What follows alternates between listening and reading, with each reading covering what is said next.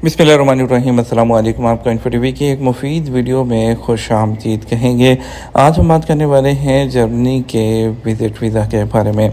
क्या आप जो है बिना पैसे ज़ाया किए हुए या बिना एजेंट्स के चक्कर में पड़े हुए खुद से कैसे जो है वो जर्मनी का वीज़ा हासिल कर सकते हैं, कौन कौन सी चीज़ें रिक्वायर्ड होंगी, कौन से डॉक्यूमेंट्स लगेंगे और किस तरह से जो है वो डॉक्यूमेंट्स आपने फिल करने हैं, तमाम डिटेल आज की वीडियो में आपको मिलेगी। तो वीडियो को शुरू से लेकर एंड तक देखिएगा।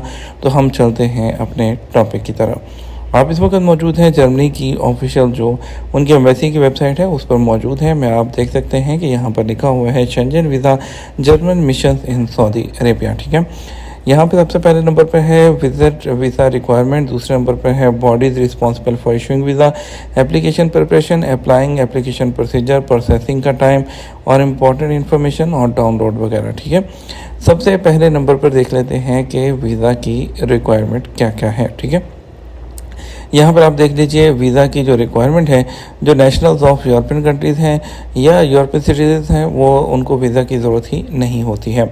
और जो नॉन यूरोपियन कंट्रीज़ हैं उन तमाम के लिए जो है मोस्ट ऑफ द कंट्रीज़ के लिए जो है वीज़ा रिक्वायर्ड होता है। आप देख सकते हैं कि आपकी कंट्री उसमें है या नहीं। बस इंडिया, पाकिस्तान, बांग्लादेश तो आपको पता है कि उनके लिए यूरोप का वीज़ा नहीं होता है, तो उनको लेना ही पड़ता है। अब उसके बाद जो है यहाँ पर बताया गया है कि कौन सी बॉडी रिस्पॉन्सिबल है वीज़ा इशू करने के लिए। तो embassy of the federal Republic of Germany, यह जाहिर है जर्मनी की जो ऑफिशियल एम्बेसी है वही वीज़ा इशू करती है। ठीक है, एप्लीकेशन प्रिपरेशन के लिए आपको सबसे पहले बताते जाएँ कि आपको जो है सबसे पहले इसका ऑनलाइन फॉर्म फिल करना होगा, जो कि एप्लीकेशन फॉर्म फिल होता है वो जो वाइडेक्स पर। ठीक है, वो यहाँ से हम आपको क्लिक करके जो है वो वाइडेक्स दिखा देते हैं।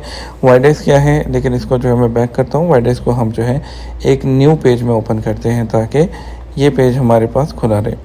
तो मैं इसको राइट क्लिक करता हूँ, इसको नए पेज में यहाँ पर ओपन कर लेता हूँ। इसकी लैंग्वेज जो है वो जर्मन आएगी। आपने तमाम लैंग्वेजेस हैं इसके अंदर, ये देखिए आप यहाँ से लैंग्वेज को चेंज कर सकते हैं, इंग्लिश, अरबी, फ़ारसी और इसके अलावा इंडोनेशिया, टर्किश, जिसमें आप करना चाहते हैं कर लीजिए। मैं इसको यहाँ पर इंग्लिश कर लूँगा। ठीक है, अब जो है आप देख लीजिए सबसे पहले कि जो ऑनलाइन फॉर्म फिल करना है उसकी डिटेल, इसका लिंक भी आपको मैं नीचे दे दूँगा। ठीक है, आप खोलेंगे तो डायरेक्ट इस लिंक पर आ जाएंगे। सबसे पहले पर्सनल डिटेल है, देख लीजिए इसमें पर्सनल डिटेल में क्या है, आपका फैमिली नेम, ठीक है, और उसके अलावा फर्स्ट नेम। ठीक है, अगर किसी का नाम जैसे कि अली रज़ा है तो फर्स्ट नेम में अली आएगा, फैमिली नेम में रज़ा आएगा। ठीक है, डेट ऑफ बर्थ आएगी, प्लेस ऑफ बर्थ आएगा, कंट्री ऑफ बर्थ आएगा। ठीक है, उसके बाद male female, marital status single या मैरिड और करंट नेशनलिटी क्या है आपकी, और अगर कोई उससे पहले है तो वो आएगा। ठीक है, और उसके बाद अगर आप 18 से नीचे हैं तो वो भी आप यहाँ पर टिक करेंगे।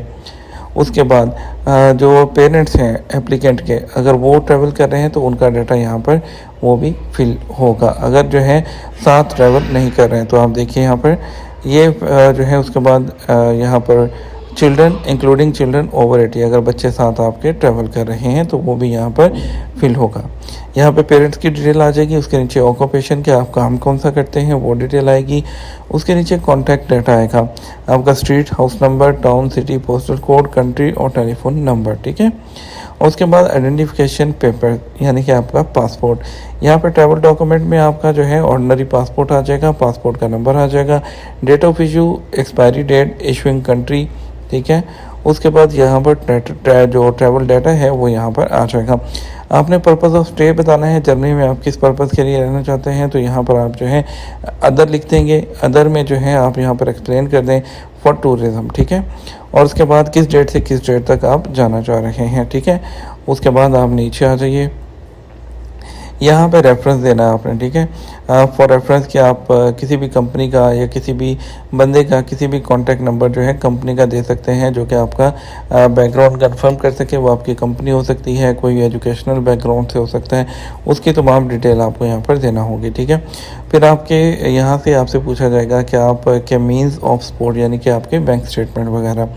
और उसके बाद यहाँ पर आपसे पूछा है has a formal declaration of commitment been completed और what are your means of support in forward, यहाँ पे आपको कौन सपोर्ट करेगा कि आप किस तरह से वहाँ पर सर्वाइव करेंगे। बाय योर, आप यहाँ पे लिखेंगे बाय माय ओन एक्सपेंस। ठीक है, आप अपने एक्सपेंस पर। ठीक है, उसके बाद जो है आप कहाँ पर स्टे करेंगे आप उसका यहाँ पर, और किस शहर में करेंगे उसका कोड यहाँ पर देंगे। ठीक है, और यहाँ पे देखिए लिखा हुआ है कि आप कैसे रहेंगे, सिंगल रूम अपार्टमेंट या किस तरह से। और इसके अलावा क्या आप जो है आपकी इंटेंशन है कि आप परमानेंट रेजिडेंट लेंगे, क्या आपके फैमिली मेम्बर भी रहेंगे, तो आप इसको येस नो, अगर नहीं है तो आप छोड़ देंगे, और आप अगर हैं तो आप इसको टिक करेंगे।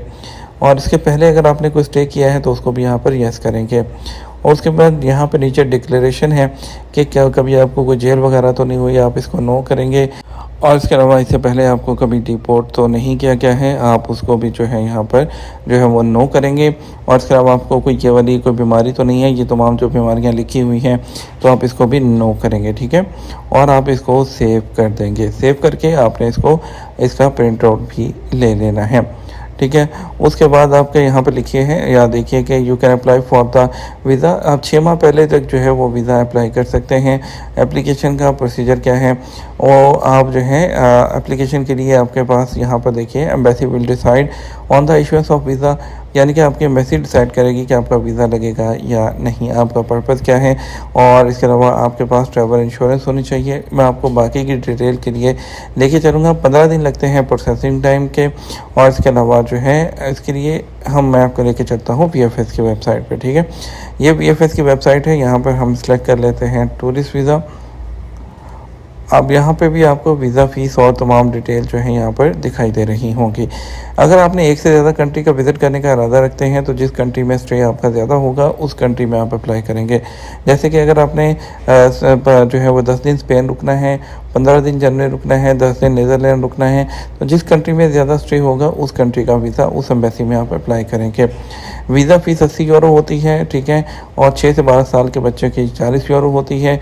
और जो है इसके अलावा आपसे अगर बात करें सर्विस चार्जेस वगैरह की, तो वो आपसे सर्विस चार्जेस जो VFS वाले हैं 162 रियाल लेते हैं जो है पर पर्सन के, ठीक है। और इसके अलावा जो है कोरियर चार्जेस भी लिए जाते हैं जो कि 101 रियाल होते हैं। और उसके बाद अगर बात करें हम उसके बाद रिक्वायरमेंट की, डॉक्यूमेंट की, तो उसके लिए जो है वो चेकलिस्ट मौजूद है। ये चेकलिस्ट है जो डॉक्यूमेंट चाहिए। सबसे पहले तो आपको ये ऑनलाइन फॉर्म फिल करना है, ये वाइड डेस्क का जो मैंने आपको बता दिया, इसको फिल करके सेव करके आपने प्रिंट कर लेना है, ठीक है। और उसके बाद जो है आपके पास जो है पेरेंट, अगर तो कोई माइनर है ट्रैवल कर रहा है तो उसके पेरेंट्स की जो है वो ऑथराइजेशन होनी चाहिए। आपके पास ओरिजिनल पासपोर्ट होना चाहिए, ठीक है। और जो एक कॉपी है डाटा पेज की जिस पे अगर प्रीवियस कोई शेंजन वीज़ा लगा है उसकी कॉपी भी करवानी है। 2 पिक्चर्स चाहिए होंगी वाइट बैकग्राउंड की। इसके अलावा आपके पास जो है ट्रैवल इंश्योरेंस होनी चाहिए 30,000 यूरो तक की जो कवर करती हो। और इसके अलावा होटल रिजर्वेशन, फ़्लाइट रिजर्वेशन आपके पास मौजूद होनी चाहिए। और इसके अलावा जो है आपका एक लेटर चाहिए होगा, डिक्लेरेशन लेटर और फैमिली इकामा, जिस पे जो है अगर तो मेंबर्स ट्रैवल कर रहे हो उनके साथ रिलेशन वगैरह तमाम होना चाहिए। और एम्प्लॉयर यानी कि आपकी कंपनी, आपके कफील की जानब से एक लेटर चाहिए होगा जिस पे आपकी जॉब पोजीशन, आपकी सैलरी, अलाउंसेस तमाम डिटेल मेंशन हो। और आपने उस लेटर को जो है वो चैम्बर ऑफ कॉमर्स करवा देना है। इसके अलावा जो है आपके पास ओरिजिनल बैंक स्टेटमेंट होनी चाहिए जिसमें आपके पिछले 6 माह की सैलरी आ रही हो। आपका जो है उसमें आपका बैंक का रिकॉर्ड होना चाहिए। और अगर सैलरी जो है वो कैश में पे की जाती है तो उसका भी आपको सबूत जो स्लिप्स हैं वो दिखाना होंगे, ठीक है। इसके अलावा इकामा की कॉपी लगेगी, आपका एग्जिट एंट्री का पेपर लगेगा। और इसके अलावा जो है अबशर का पेज आप लगा सकते हैं जिसपे अबशर की मेन डिटेल आ रही होती है, वो भी इसके साथ लगेगी। ये तमाम डॉक्यूमेंट्स जो हैं जो आपको बताए गए हैं ये आपने लेने हैं। ये चेकलिस्ट आपने लगानी है, यहाँ पर इसको टिक करना है येस नो, जो डॉक्यूमेंट आपने इसके नीचे लगा देना है। फॉर्म सबसे ऊपर लगेगा जो ये आपने ऑनलाइन फिल करना है। और उसके बाद ये तमाम डॉक्यूमेंट्स लगा के आप VFS के ऑफिस अपॉइंटमेंट लेंगे, VFS की अपॉइंटमेंट बुक करेंगे आप। और अपॉइंटमेंट बुक करके VFS की वेबसाइट से ही आप दिए गए टाइम पे VFS जाएंगे, अपने डॉक्यूमेंट्स जमा करवाएंगे और आपका वीज़ा लग जाएगा। रिजेक्ट हो जाएगा तो आपको कोरियर के ज़रिए आपके जो पासपोर्ट्स हैं वो आपके घर पर या जहाँ का एड्रेस दिया होगा वहाँ पर आपको मिल जाएंगे।